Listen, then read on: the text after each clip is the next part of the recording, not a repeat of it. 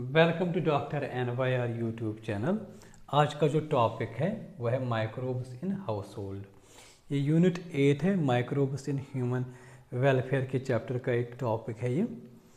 तो अगर हम देखेंगे ह्यूमन वेलफेयर में माइक्रोब्स जो होते हैं, माइक्रोब्स में आते हैं फंजी आता है, यीस्ट आता है, या बैक्टीरिया आता है, या वायरसेस आते हैं, या प्रोटोजोआ आते हैं। इनका रोल क्या होता है ह्यूमन वेलफेयर के लिए इनका रोल क्या होता है, उसकी जो एक टॉपिक है वह है माइक्रोब्स इन हाउस होल्ड। हमारे घर में जो कुछ चीज़ें जो हम यूज़ करते हैं उनमें माइक्रोब्स का रोल क्या है वो हम आज डिस्कस करेंगे। Please take a screenshot.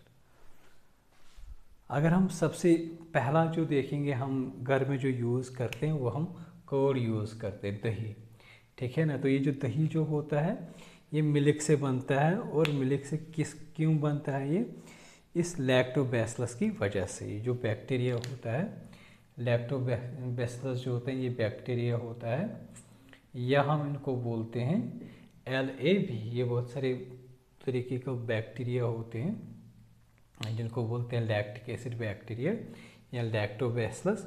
तो ये क्या करते हैं, ये बैक्टीरिया क्या करते हैं, जो हमारा मिल्क जो होता है इसको क्या करते हैं, इसको कन्वर्ट कर देते हैं कर्ड में, ठीक है ना। मिल्क में हमारे प्रोटीन्स होते हैं, प्रोटीन्स मतलब कैसीन प्रोटीन होता है इसमें।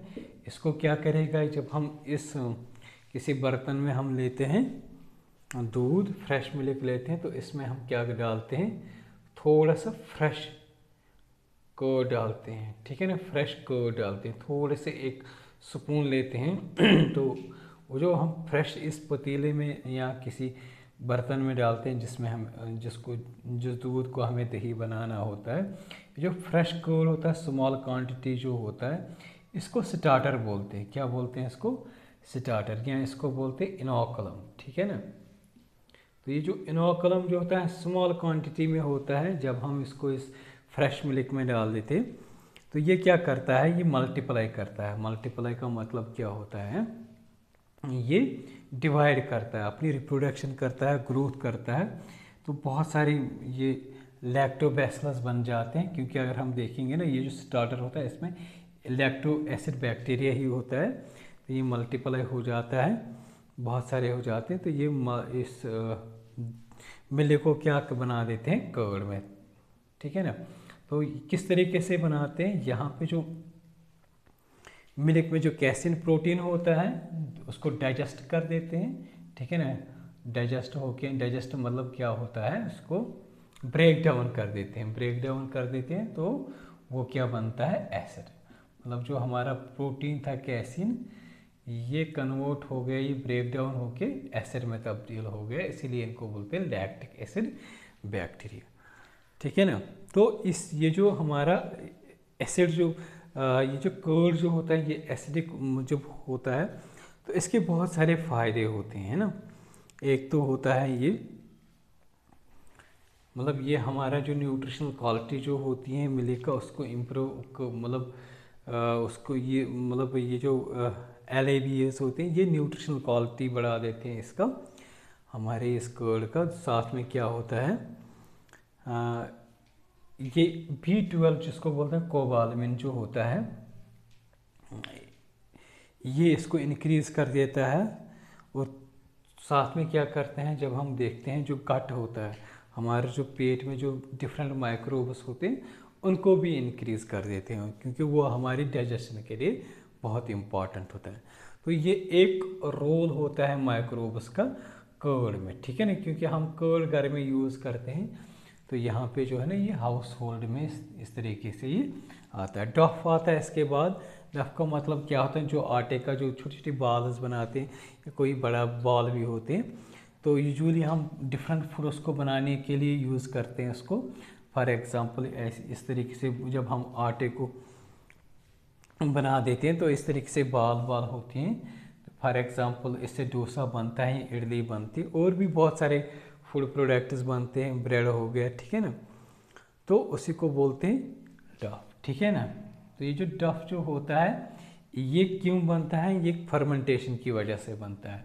वो फर्मेंटेशन कौन करता है, LAB लैक्टिक एसिड बैक्टीरिया। ये जो लैक्टिक एसिड बैक्टीरिया जो फर्मेंटेशन करता है, फर्मेंटेशन का मतलब क्या होता है, फर्मेंटेशन का मतलब क्या होता है, जो फ्लोर होता है, क्योंकि ये जो डफ जो होता है ये फ्लोर का बना होता है, इसमें क्या होता है, मतलब इसमें शुगरस होते हैं। शुगरस का मतलब क्या होता है, इसमें ग्लूकोज होता है, ठीक है ना, ग्लूकोज।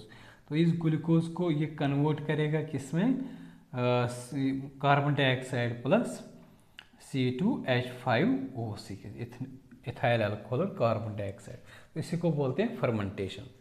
तो इसमें जो चीज़ें लगती हैं, या तो LAB लगता है, लैक्टिक एसिड बैक्टीरिया, या कभी कभी यीस्ट भी हम यूज़ करते हैं।